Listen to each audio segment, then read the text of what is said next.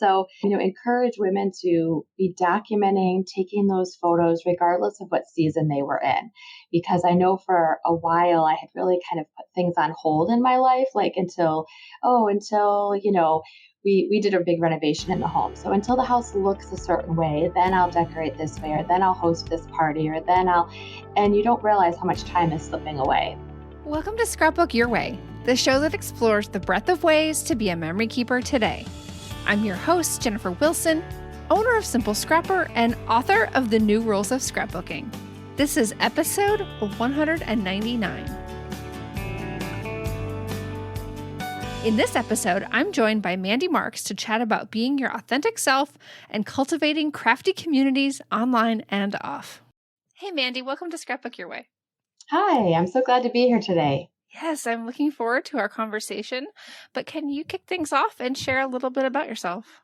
Sure. So I currently live in Illinois, in Lamont, just about 20 minutes outside of Chicago. I am 45 years old. I am married. I have two kids. My son is going to be 24 actually on Saturday, and then my daughter's going to be 21 next month. So I've got, young adults. And I teach high school full time. I teach family and consumer science, which some people know as used to be called home economics, but we kind of gear more towards careers in the different culinary areas and child development and parenting and things like that. So that's what I spend my days doing, is hanging out with high school students. And then it's been just over about 2 years that I started a little crafty business called Pink Crafty Cottage that I do in my spare time. Yeah. And we will get into more of that. Now, I'm curious about a couple things. Sure. One, it seems like there's a really good connection between your personal passions and what you teach. You can you can kind of connect those things together. So it's really interesting to see how, the old style of home ec has evolved as well. Yeah, for sure. Yeah, it is interesting. I have learned that I teach high school students curriculum differently than when I go to teach crafting, though, because I'm a little bit more of a just jump in and do it and not quite a planner. So it's been interesting to figure out my teaching style to be able to suit other people who are trying to learn how to do some of the crafting I do. Oh, so interesting. Yeah. I think we all notice our own tendencies and when we're putting on one hat versus the other. So to observe that and figure out what you need to tailor differently is really cool. So yeah. And then you also said you currently live in Chicago, or in the Chicago Metroland area. How long have you lived there? So I actually moved into Illinois when I was starting fourth grade. Okay. I was born on the East Coast. I was born in Baltimore, Maryland. And my dad moved around with his job a little bit when I was young. And then we settled in Illinois and we stayed. So I've been in Illinois since, the 80s. And then I have been in Lamont. We actually live in the house that my husband's grandfather built it with his own hands. Wow. I have pictures of it being built. It's the first house on the block in our neighborhood, and it's right off of historic Route 66. So we have a lot of history in this house. And we've been in this house now, 20 years, I think, because we lived with his parents for a little while and then ours. So been here a long time. That is really cool. To have a house like that in your family, and what a fun story. Yeah, it's really, really cool. So Mandy, what's exciting you now in memory keeping? This really could be anything at all. What's kind of floating your boat? So one of the things that I'm really loving that I say I just got into, but I did it when I was a kid, being a kid in the 80s, is doing things with stickers. So part of that, the BFF Sticker Club, I bought their Year of Sticker book, and you can do a daily sticker, and then they do weekly challenges. And it's just a really nice way to be creative without a lot of overthinking. And it just brings back that simple reward from being a kid. So I'm really loving that. And, choosing a sticker to represent the day is just that tiny bit of memory keeping that you can flip back and figure out, easily like, oh, okay, well, there's a food sticker. Obviously, that's what we had for dinner. Or, Grumpy Bear, oh, I must have had a bad day or something like that. Mm-hmm. So that's just a really simple, fun one. And then I haven't been making as many junk journals as I like to when I first got into them. And so I'm really excited this year for December Daily. I'm actually going to do a junk journal instead of a 6x8 album so that I can play with all of the Christmas collections that I've been like hoarding and then not using, because I really want to just use some of it and mix and match and not be so I don't want to say stuck, but I'm a very theme person. So when I do a 6x8 and I've chosen a collection, I like kind of stick to it with only a little adding of other things. So I'm going to try something different this year. And I'm really excited because there's just so much Christmas stuff that's been sitting there like staring at me. Like, please Yes. use me. Yes, yes. I think that transition from hoarding mindset to using mindset is so important. And I think we've all been there. Because when you were talking about the stickers, all I can think of is I wish we had the BFF sticker club when I was a kid, because all I did was hoard my stickers and never use them. Right. And to just have like intentional ways to play with them. It's like guided creative play. And Yeah. I absolutely love how we can think about those things differently now. Yeah.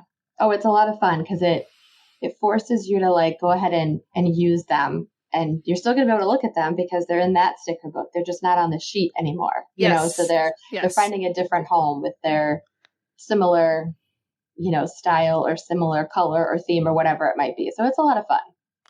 And I'm curious, for those of our listeners who maybe don't know what a junk journal is, can you elaborate more on what that is?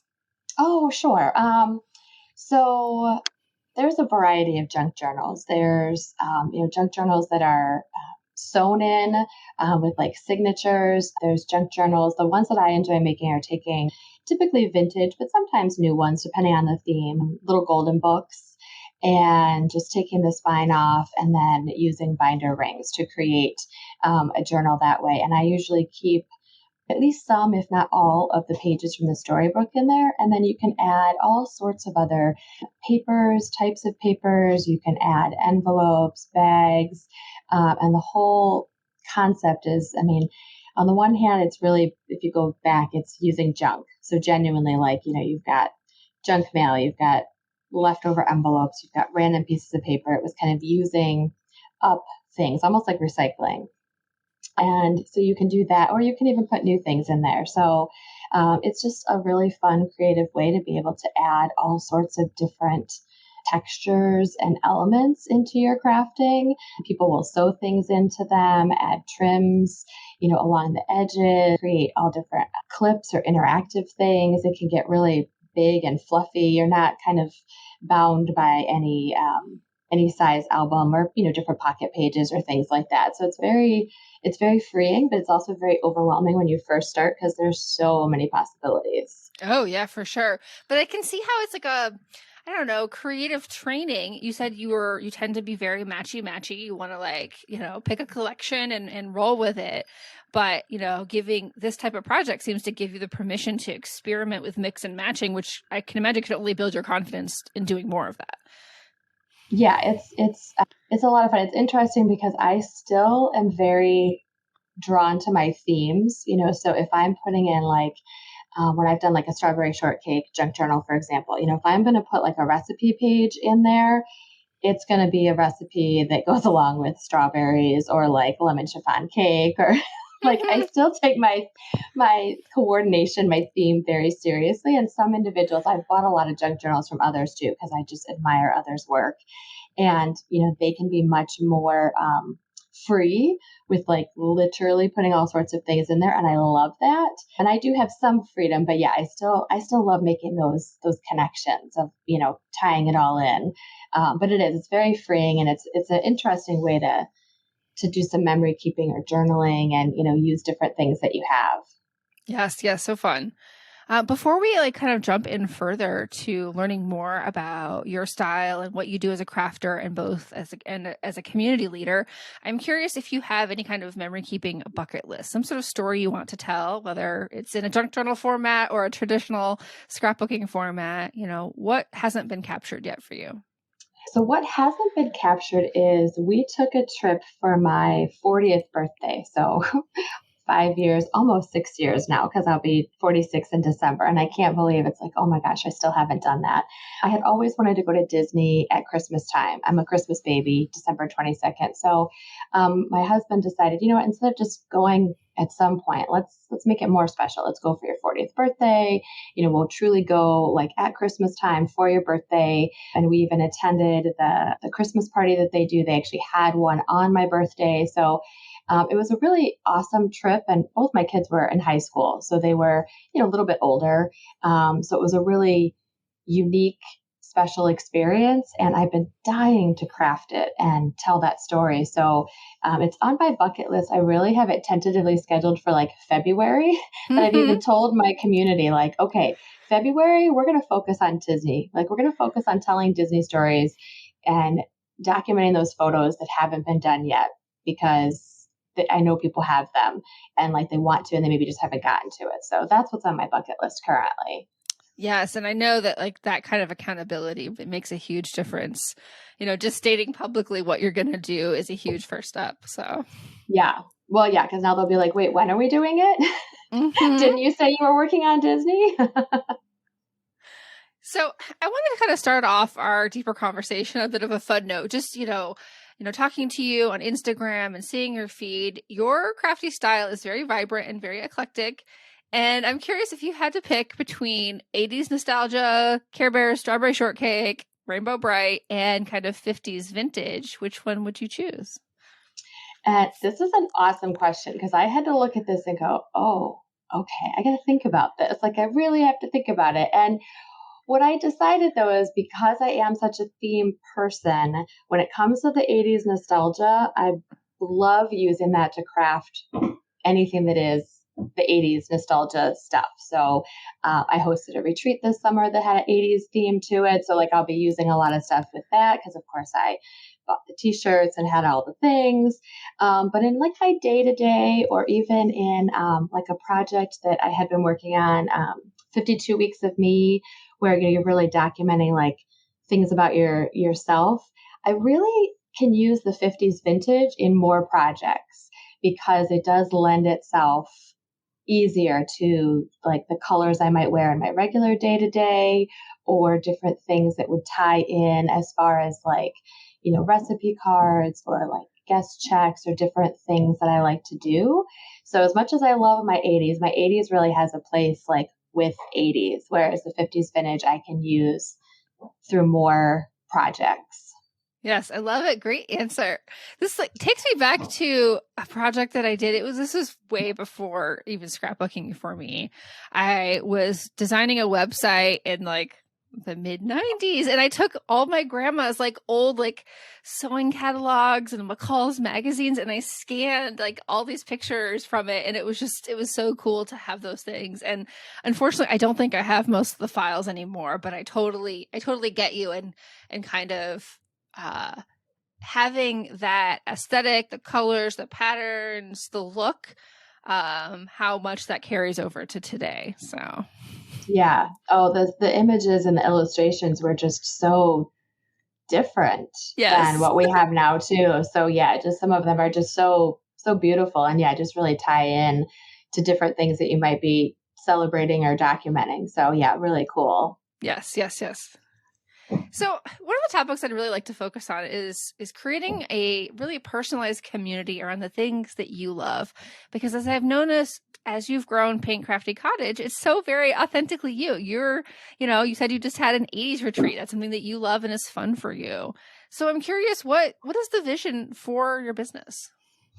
It's such a great question, and it's really funny, because those in my community know for a long time, for me, the word business was like a 4-letter word that I never wanted to say. Oh. Because my goal when I started the Pink Crafty Cottage was really all about community. Like that's what it was. I wanted it to be, a safe space. I wanted to encourage both men and women, but so far it's just women. So, encourage women to be documenting, taking those photos, regardless of what season they were in. Because I know for a while I had really kind of put things on hold in my life, like until we did a big renovation in the home. So until the house looks a certain way, then I'll decorate this way, or then I'll host this party, or then and you don't realize how much time is slipping away. Mm. And you're not necessarily documenting like the day to day, and then you don't have that story. So really my overall goal, and it's continued to stay this way, is to be a community. It's really all about community and that encouragement. And then I just take the fact that I love to, put together themes, host themes, things like that as a way to get people involved.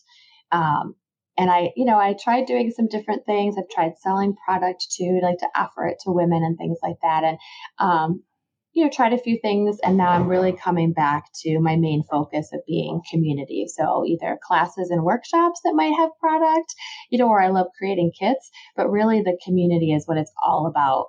We love I do Zooms for us to just craft and hang out. So that's really the vision, is that community. And how, because you obviously are doing things online and off, how do you feel about the difference between online and offline community today in 2022? It's interesting because it isn't all that different at this point. It's so awesome to be in person and be able to be right there, see what the other person is doing, or give that person a hug, or hear their laugh right there, not through the computer. But I had the pleasure at this retreat that I hosted over the summer of meeting ladies that I've known. The gal who rode with me and did the road trip with me, I've known her for 5+ years and hadn't met her in person until like a month before the retreat. And it was funny. It didn't matter. It was like we had, hung out together for 5 years.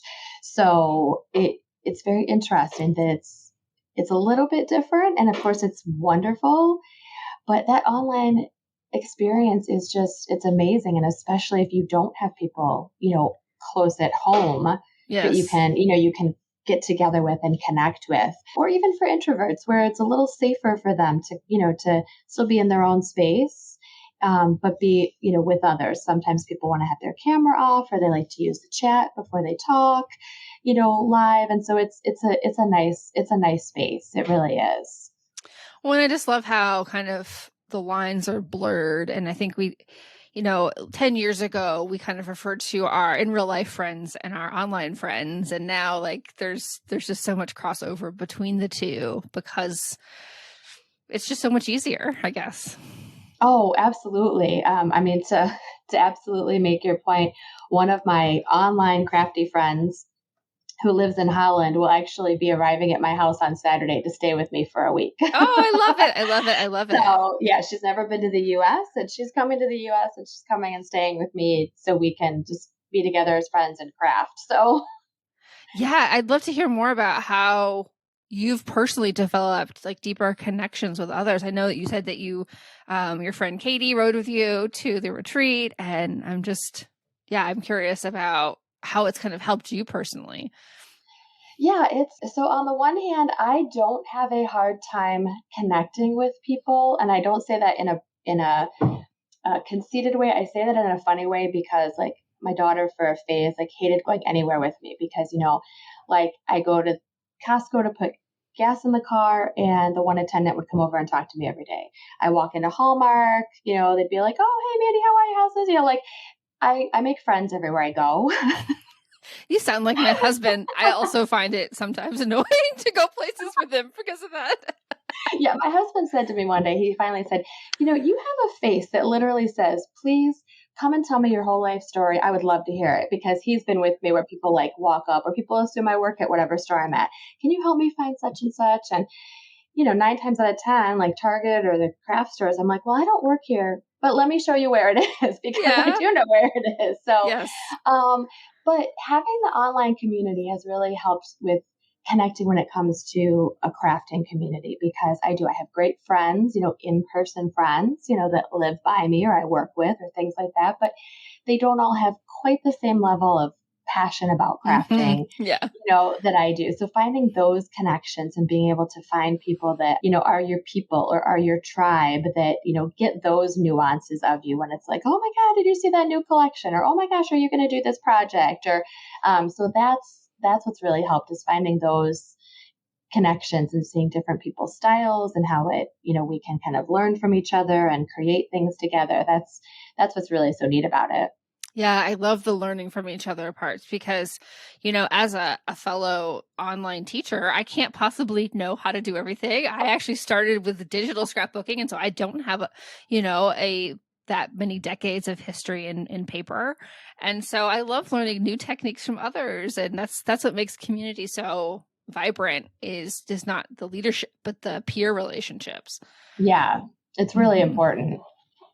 So as a high school teacher, I'm imagining you're always kind of getting a sneak peek of this next generation and the things that they're doing, talking about, thinking about. And so I'm curious if you've had any observations about how they think about crafting and memory keeping. And it's funny because when I read this question, I thought, oh, okay, well, we could do a whole podcast on the next generation. And it's very interesting because kind of a new buzzword in education is social emotional learning. Yes. And I actually just taught a professional development to other teachers on Friday morning because I'm so passionate about this. Like this is like the last few years, and even right before the the pandemic, before all of that, just seeing how different this generation is compared to our generation or other generations, and just trying to find out what really brings them joy. That's the big thing for me because I have my crafting, and I mean I've crafted since I was in high school, even though it was a little different. But I loved taking photos, and I loved putting them in albums or, doing the old school scrapbooks or, things like that. So they don't really do a lot of crafting in general, which is a little disappointing. But I also know that many of us started our crafting, as we got a little bit older. So I don't lose complete hope that they won't get into it. And memory keeping is really interesting. And I try to encourage it because they take more pictures than any other generation ever, but they don't do anything with them, and they don't have the same value to them because oftentimes it's just a goofy face, or they're literally like snapping something other than themselves just to send that Snapchat. I don't use Snapchat, but I know well enough how it works that so there's lots of photos taking place, but they're not doing anything with those photos. So I do try to encourage them that, you have all of this, and one day you're going to really want to look back and be able to see the story that you had. So I actually did a project with two of my classes during our full remote time when we were not in person. And I had them doing a documenting challenge just as a little side, like participation assignment. So, they still had all their curriculum and everything, but I mean, they had so much free time on their hands, and I wanted to help them kind of look for those bright spots. And so I would give them a prompt each week and ask them to, take a photo and, tell me a little bit about it. And then I was the only one that saw it. They didn't have to share it, and they could do it digitally, or they could do it like in an album or something. And I supplied a bunch of crafty supplies for those that were interested in doing it on paper. And I did have a student send me pictures a couple times, and she was out on her porch or out on her deck, and she had all of the supplies she'd gotten from me, and she was creating her album, and she was documenting. And so that made me really happy. Oh, yes, I bet. Yeah, that's so cool. So they really, but they love when you give them paper and markers or crayons to do some different hands-on activities and child development stuff. The way they light up sometimes, like, it's not something digital. I can be creative. So I think that some of them don't realize how much they're missing it. Yes.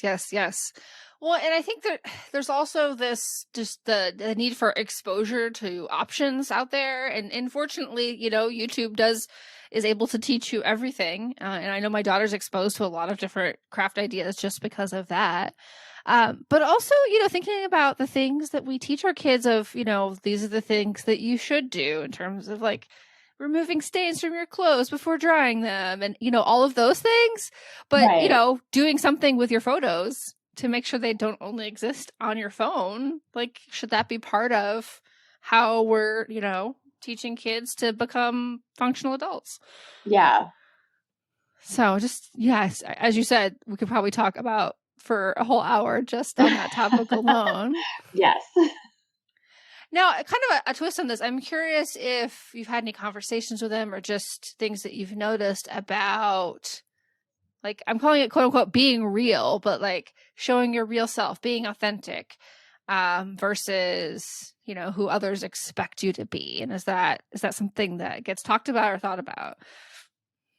It definitely, I can say it gets talked about in my room because, again, social emotional learning is really important to me. Mm-hmm. It always has been. I think some of it may stem from my first teaching job was actually at a residential facility. So all of my students lived there on campus and were there for all different reasons back to their family, not because they, had done something. So they needed a lot more than just curriculum.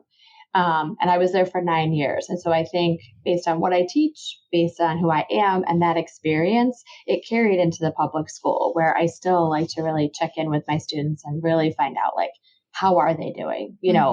What is going on? How can I make my room a safe place, an encouraging space, a space where they feel comfortable opening up. And so they do talk about it. And I think that this generation is very interesting. I think you still have those that are, kind of trying to just fit in with what they think they're supposed to do or wear or the music they're supposed to listen to.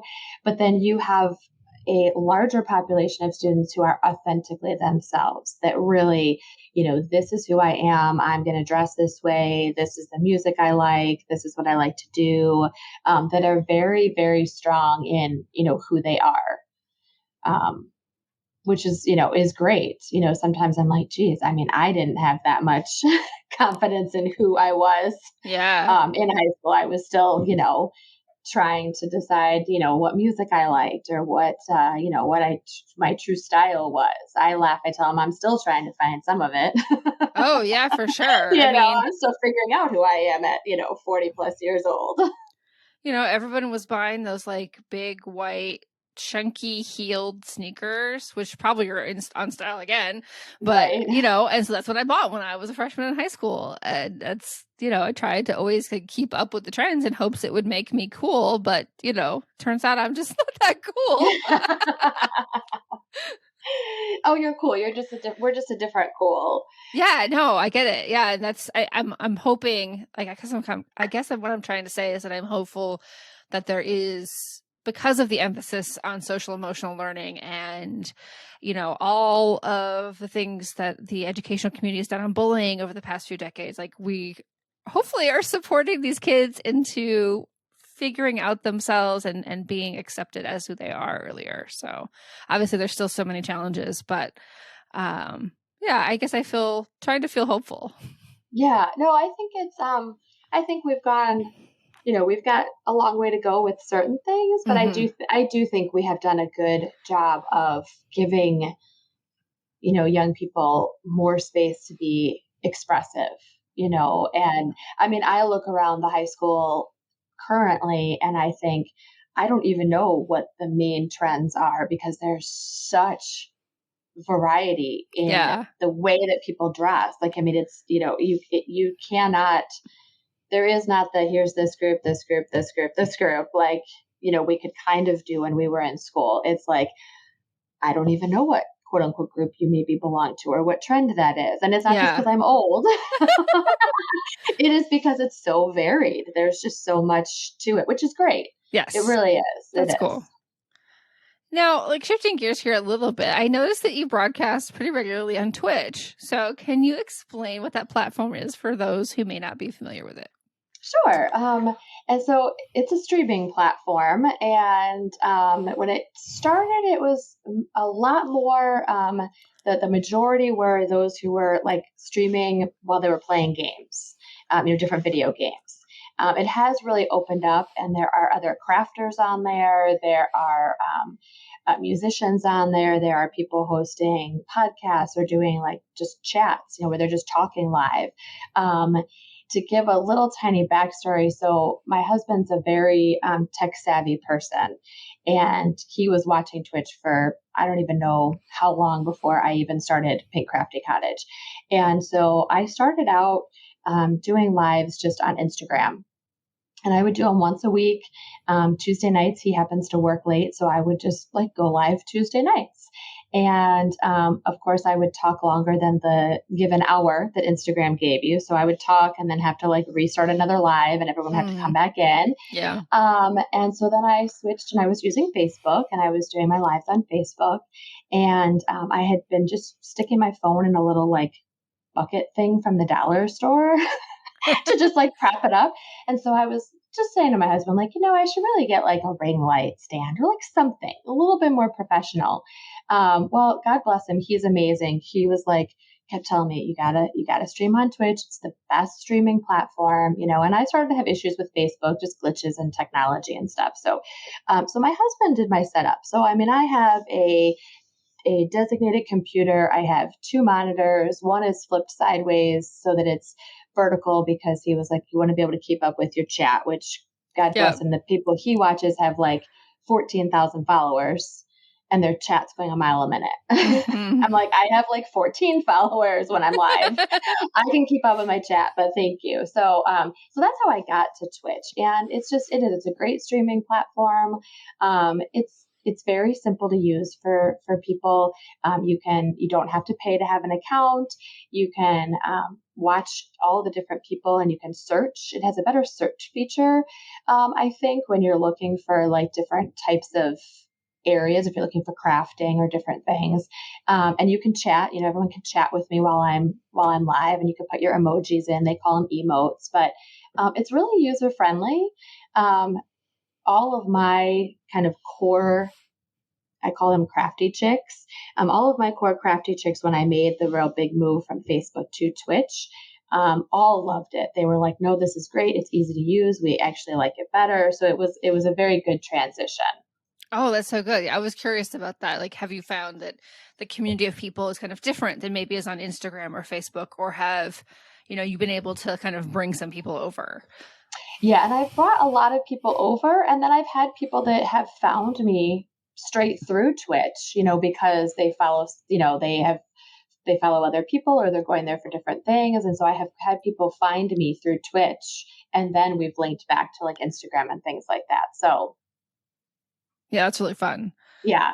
I did a couple streams on it, and I got frustrated with my own tech setup just because I always felt like there was always one thing that didn't work. And okay, I think streaming is not for me. I prefer to do recorded videos, but I definitely fell on a rabbit hole of all the gaming streamers and the tech videos that they talk about their setups, and it was so fascinating to have this whole world that I knew really nothing about, and they were so smart, and it was a lot of the same challenges that I'm dealing with as a crafty creator, and having multiple webcams and the right lighting and audio and all of that. And so it was cool to have a new source of I guess tech content from that perspective. Yeah. Oh, for sure. And yeah, if I didn't have a tech husband, I'm sure I would have failed miserably on Twitch, because there is a lot. I mean, on the one hand, you can just go live and just kind of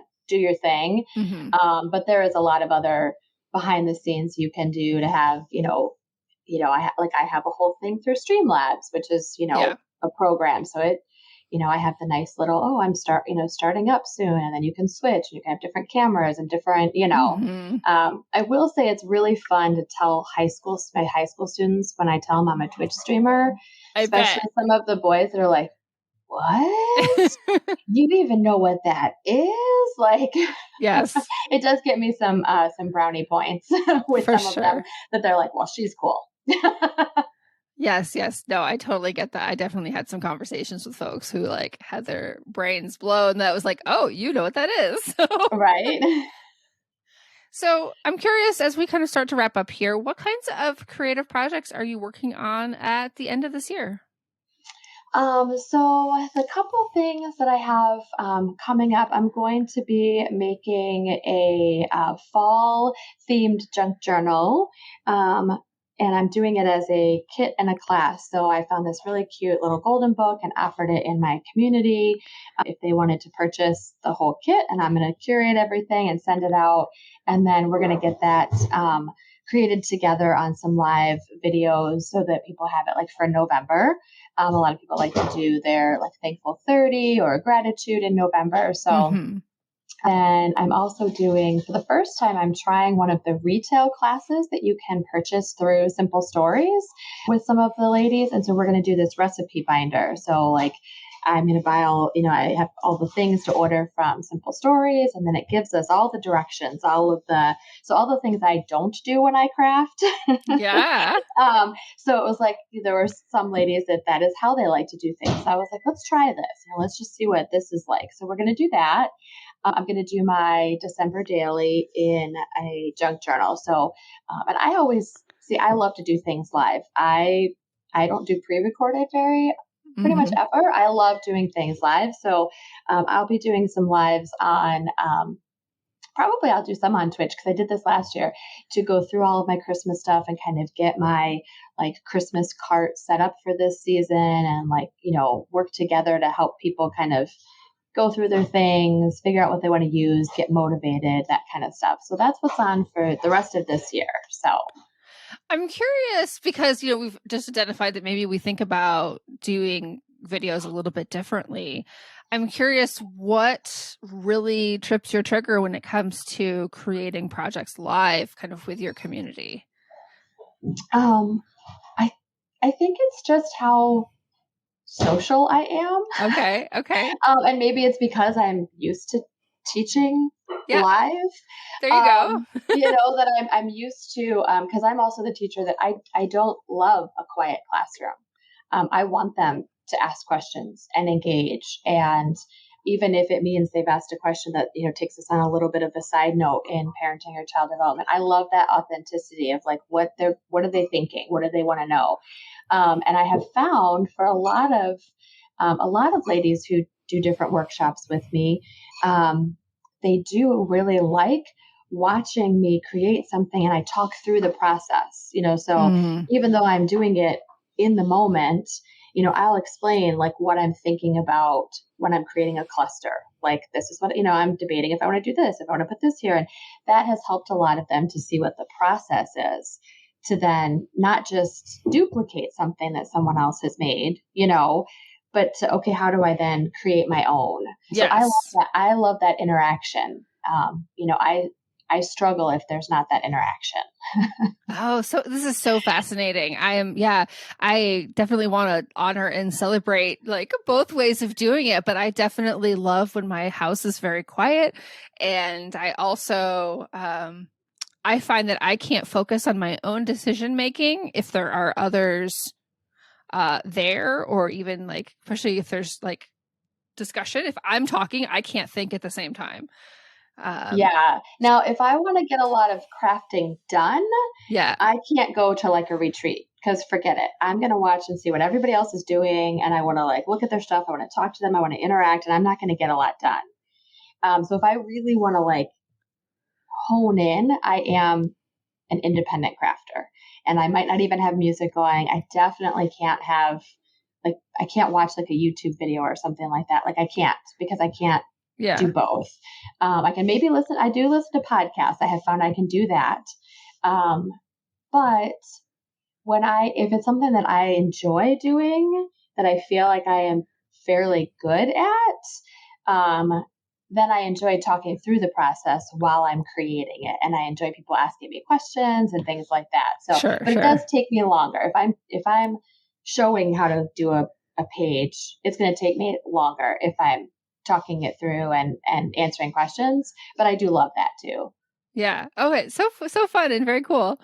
I guess I'm also curious what you're maybe thinking about for next year, like things you want to try. You mentioned you're going to try these, the Simple Stories, like ready to go kits for teaching. Are there other things that you're thinking about both for your community and for yourself that you want to experiment with in the future? Yeah. So depending on how we all like, myself included, like doing the recipe binder, Simple Stories does put out different projects for different kind of seasons and holidays. So if it goes really well and we all really like enjoy kind of how it comes together, then I would be absolutely open to doing some additional projects from them. If they have ones that that are really cute. I'm really trying to bring my focus back to community though. So I want to be focusing on having more Zooms where we just get together and we are just crafting, and not necessarily too many big events or things like that, because they do take a lot of time. They do take a lot of energy. It has not allowed me to do as much of my crafting as I would like. And one of the other things when I started Pink Crafty Cottage was to encourage others with my own crafting. But if I'm not crafting, Correct. I can't encourage anyone with it. So I do want to just kind of bring my focus more, like just more focused in on community. And so doing a lot of those, just getting together and really creating and working on whatever I might be working on. And then if the mood strikes me, I love putting together kits. I love curating kits for people to use. I did my first Halloween, I did a spooky countdown calendar. So I made like 31 little tiny kits that you would open to then use each day in October. So fun. And I'm doing ones for December because I love putting together kits. I love pulling, and ladies really enjoy the kits that I come up with because I use a lot of things that others don't always think of, from different areas of this, the craft store and things like that. I put a lot of different components together. So I'll probably continue to do some of those as well, for different themes or seasons or whatever, whatever is exciting me, I'll pull together. And I know I'm going to have at least 1 or 2 in-person retreats. I haven't picked dates. I just know that I'm going to do them differently, and do them at, I know you've been to the Paper Doll House in Illinois. Doing the one this summer was awesome, wonderful, but driving 18 hours and being responsible for all of the food and all of the every nuance was a lot. Yes. And so I would like to do the community part, and let Mary Kim do the hospitality part and prepare all of our meals and spoil us rotten. And I can just focus on the crafting and the community. 100%. Yeah. Whenever I'm asked, like, when are you going to do something in another location? And I'm like, if you can clone Mary Kim and find, that exact situation somewhere else, I will happily go there. But, it's a lot of logistics, and, I fully encourage and support your plan because I agree with it and it makes a difference. So yeah, it does. Yeah. So for all of our listeners, if you have, a group of crafty friends, definitely the Paper Doll House in the outskirts of Chicago is awesome. And definitely it sounds like that Mandy's going to have some events there as well if you want to join up with her creative community. Yes, it's on my list because I love going there, and definitely the connecting at the retreat in the summer was the best part. Yes, seeing the friendships that were built and the stories that were shared, and just that was the best part.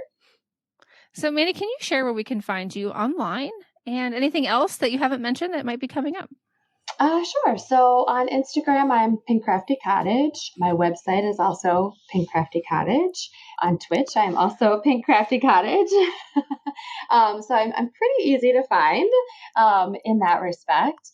And as you mentioned, I'm extremely eclectic. So you'll see a lot of different things on my feed. I like a lot of different crafts and projects, and I love all of the different things for seasons and things like that. And I'm trying to think if there's anything else coming up. I think I've kind of mentioned everything. I did mention in February, the plan is to focus on Disney. Yes, so if anyone cool. has just Disney projects, there again, the focus is going to just be offering the space. So hosting lots of just live craft alongs where people you don't have to be working on Disney, but to kind of all be in that mindset so we can share ideas and just talk about it, and maybe even, kind of help get us in the mood by saying, okay, today is, whatever, like, let's, wear some Mickey ears or, something like that. But it's just going to be a free kind of month-long Lollapalooza just to get us getting those Disney photos and stories shared. So that sounds awesome. We will include all the links that you've mentioned in the show notes for this episode. Thank you, Mandy, for spending time with me. Thank you so much for having me. This has been really fun. And to all of our listeners, please remember that you have permission to scrapbook your way.